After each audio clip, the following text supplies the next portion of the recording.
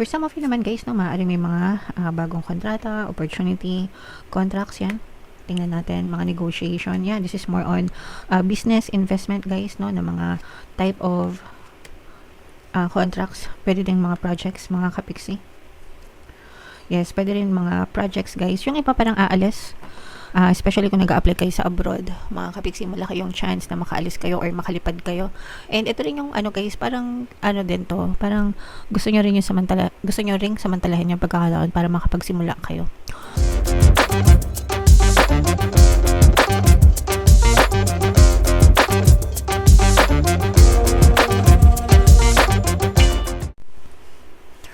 Hello guys, hello Pisces, welcome back to Pinoy Pixie Tarot. Ang pamagat ng episode natin for tonight is first half kapalaran para ngayong March 1 to 15 para sa Pisces, Sun, Moon, Rising sign, and Venus. Unahin natin tong deck na to. Tingnan natin yung mga paparating sa inyo or yung mga angel messages for you guys. Kung ano lang yung makaresonate, take that message mga kapiksi, kasi hindi kayo makaka-resonate sa lahat. So, una, sa positive guys, this is family energy for some of you. Happy family. You might be having some good time with your family and friends, perhaps. Guys, baka yung iba sa inyo, maaari di kayo magbakasyon, no? Since ang March ay magsisimula na yung summer season, mga kapigsi. So, pag summer, alam naman natin, maraming nagbabakasyon talaga. So, for some of you, maaaring you spend time with your family and magbakasyon. Or kahit hindi magbakasyon, guys, basta spend time with family, mga kapigsi. For some of you naman, guys, no, ito medyo mag-ingat kayo, guys, no, kasi for some of you, baka merong mangyari na hindi maganda na parang the way I see it guys is parang matatrap kayo sa isang sitwasyon na hindi nyo naman ginawa or hindi nyo naman kasalanan, mga kapigsi. Something na maaring mag-backfire sa inyo, kaya palagi kayo mag-ingat guys, no, sa mga ginagawa nyo, lalo na kung hindi nyo naman kailangan mag-guilty kung wala naman kayong ginagawang masama. Ito'y para lang dun sa mga maaring makaresonate, no. Pero kung meron kayong something na ginagawa below the table or under the table, mga ganyan, mag-ingat kayo guys, kasi maaari mag-backfire yan. And kung hindi talaga maganda yung ginagawa nyo, maaari kayong mahuli, no? Mga ebidensya pointing on you guys. So, maaari kayong matrap. Syempre, kung kasalanan nyo, kailangan nyong pagbayaran. Pero kung hindi nyo naman kasalanan guys and maipit kayo, no? Make sure na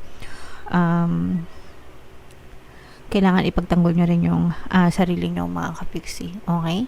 Kailangan ipagtanggol nyo yung sarili nyo kung malinis yung konsensya nyo at wala kayong ginagawa masama, kahit anong ebidensya pa yan, mapapatunayan nyo na hindi totoo yan, mga kapiksi. Parang pelikula lang, no? Yung mga tinataniman ng mga ebidensya, ganyan. Kahit guys, yung mga digital era na tayo ngayon guys, diba, yung mga screenshot, they serve as evidences din. So, again, mag-ingat kayo. Kasi baka meron kayong ginagawang hindi maganda, magbabackfire talaga yan sa inyo, mga kapiksi. So, palaging dapat na doon tayo sa tamang daan. Okay? So, ito naman ay sa love. Tingnan naman natin, guys, yung mga emosyon na nakapaloob sa inyong relationship, mga kapiksi.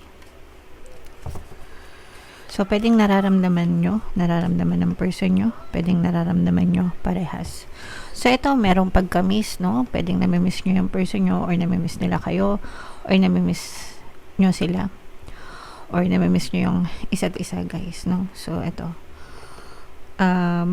Pwede sa mga LDR, or kahit na hindi kayo LDR, pwede din, guys, kung yumao na, or sa makabilang buhay na yung ating mga person, syempre, hindi natin sila nakikita, so nakakausap.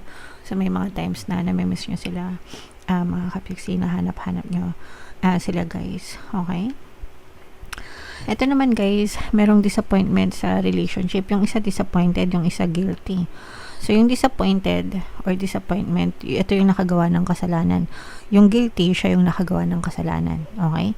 So, pwede magkabaligtad yung role nyo, guys. Pwedeng disappointed ka sa kanya, siya naman guilty sa mga ginawa niya. Or pwedeng disappointed siya sa'yo, ikaw naman guilty ka sa ginawa mo. So, pwedeng ganun, guys. Okay? Again, pag love, no? Pwedeng ma-pick up yung energy nyo parehas. Parehas, and pwedeng magkabaligtad talaga yung roles, guys. Okay? So, nasa pag-uusap na lang yan, mga kapiksi. Syempre, kung gusto nyong maging matiwasay yung inyong relationship, kailangan magkaroon ng forgiveness, acceptance, and kalimutan, no? Yung nangyari ng nakaraan, and magsimula ulit para mapagpatuloy pa yung inyong pagsasama. Alright? So, comment down below, guys, if naka-resonate kayo dyan sa mga messages na yan. Shuffle natin to, guys. Hanapin natin yung energy ng Pisces. Habang sinashuffle ko to, panoorin nyo muna, guys, yung video natin regarding sa ating paano mag-manifest ng abundance video course. Kapiksi, sawa ka na ba sa mga struggles at hirap sa buhay mo? Masipag ka ba at masikap sa buhay ngunit hindi ka pa rin umaasenso? Ilang beses ka na bang nag-attempt magnegosyo at mag-invest pero palagi ka pa rin nalulugi? Sa pagkakataon na ito ay maaaring may subconscious beliefs ka na nagiging balakid sa iyong pag-unlad at pagyaman. Introducing, paano mag-manifest ng abundance video course. Dito ay matututunan mong ma-overcome ang mga balakid mo para tuluyan ka ng umunlad, umasenso, sumagana, maging matagumpay, successful at maswerte sa iyong kabuhayan, pera, trabaho, negosyo sa lapi at kaperahan ng bonggang-bongga.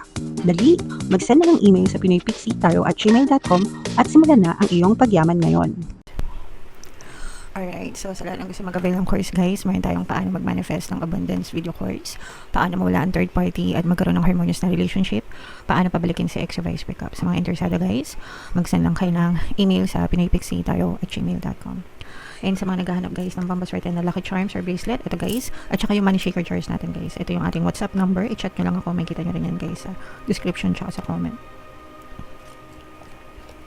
So, Pisces, kayo ay in your present ng King of Cups sa ating spread. Meron din ditong presence ng another water sign, guys, Cancer, Pisces, Scorpio. For some of you, guys, maaaring may ganyang element kayo sa inyong natal chart, or you may be dealing with other signs na may ganyan sa kanilang natal chart. Ito, guys, nagkakaroon kayo ng sleepless nights, mga kapiksi. Meron, dahil ito sa trust issues, guys, no? Trust issues, probably dito sa relationship, guys, no? Kasi nga, diba, sabi natin, for some of you, meron disappointed sa relationship and guilty na energy, guys. So, pwedeng for some of you, dahil sa mga guilt or dahil sa disappointment sa relationship, mga kapiksi, na-stress kayo, no? And nagkakaroon na rin kayo ng trust issue with your person, guys. Kaya parang gusto nyo na rin, parang gusto nyo mag-time out muna.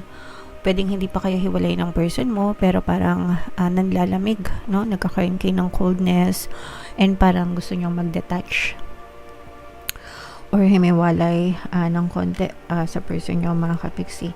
You want to focus on your healing, guys, no? Gusto nyo mag-focus sa inyong healing at saka gusto nyo magkaroon ng peace of mind, mga kapiksi.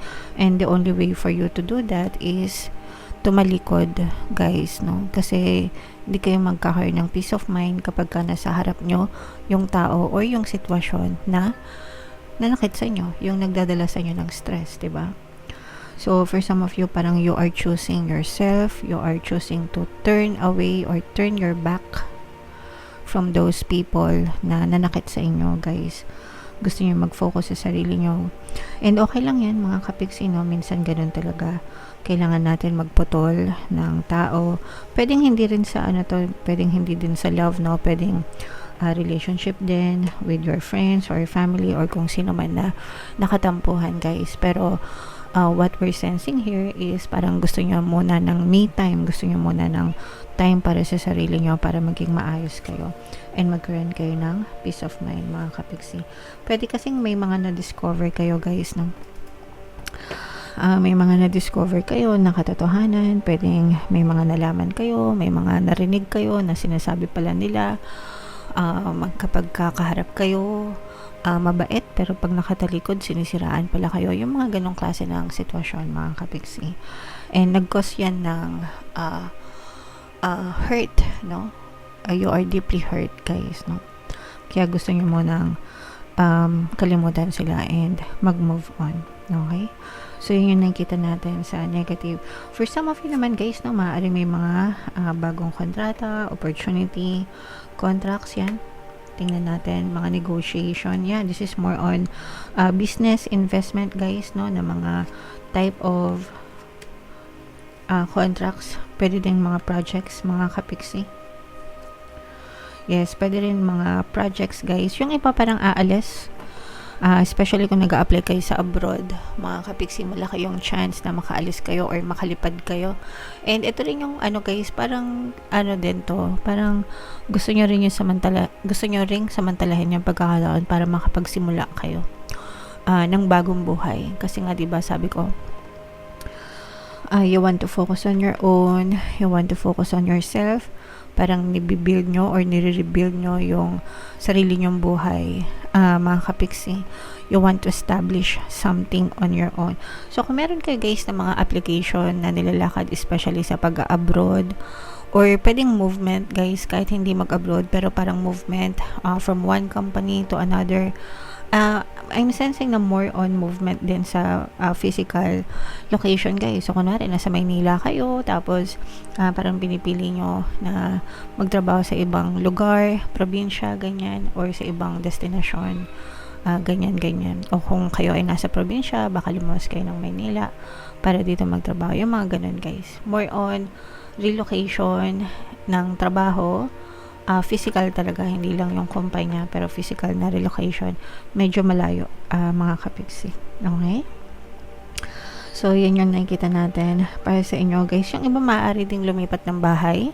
So, kung meron kayong mga, this is the best time I think, kung lilipat kayo, no, dahil summer, syempre walang ulan, walang masyadong abala, no? Make sure lang guys na kapag pipili kayo ng mga lilipatan yung bahay, yung hindi binabaha. Although, syempre hindi naman natin malalaman kasi parang lahat na yata ng lugar sa Pilipinas binabaha dahil sa scam ng flood control projects, diba? Anyway, so suriing mabuti yung mga lugar na lilipatan nyo guys, okay? Alright.